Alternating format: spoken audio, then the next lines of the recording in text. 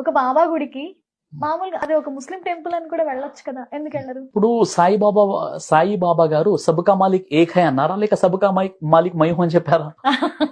సబ్కా మాలిక్ ఏక్ హై ఏక్ హై అని చెప్పారు. అంటే మైహు అని మీరు అర్థం చేసుకున్నారు కాబట్టి ఆయన దగ్గరికి వెళ్ళి పూజిస్తున్నారు. యాక్చువల్లీ సాయి లీలామృతం రచన ఎక్కిరాల భరద్వాజ, ఆ పుస్తకాన్ని నేను చదివాను. మీరు ఎప్పుడన్నా అవకాశం ఉంటే చదవండి. సాయిబాబా దగ్గరికి కొంతమంది వచ్చారండి, భక్తులు వచ్చేసి ఏం చెప్పారంటే, బాబా మేము కష్టాల్లో ఉన్నాం, నష్టాల్లో ఉన్నాం, ఇబ్బందుల్లో ఉన్నామండి, మాకు ఏదైనా మీరు సహాయం చేయండి అన్నప్పుడు ఆయన ఏమన్నారంటే, మీరు దుస్తులను మార్చినట్లు దైవాల్ని మార్చకండి, నాకు కూడా ఇబ్బందులు సమస్యలు ఉంటాయి, నేను కూడా పైన పరమాత్మని నేను దర్శించుకుంటాను, ఆయన్నే నేను ఆరాధిస్తాను, ఆయన్నే అడుగుతాను అని చెప్పాను అనమాట. ఆయన పేరు జైనుల్ ఆబిదీన్ అనమాట. ఒక ముస్లిం కుటుంబంలో పుట్టి ఆయన నమాజులు అవన్నీ చదివేవారు.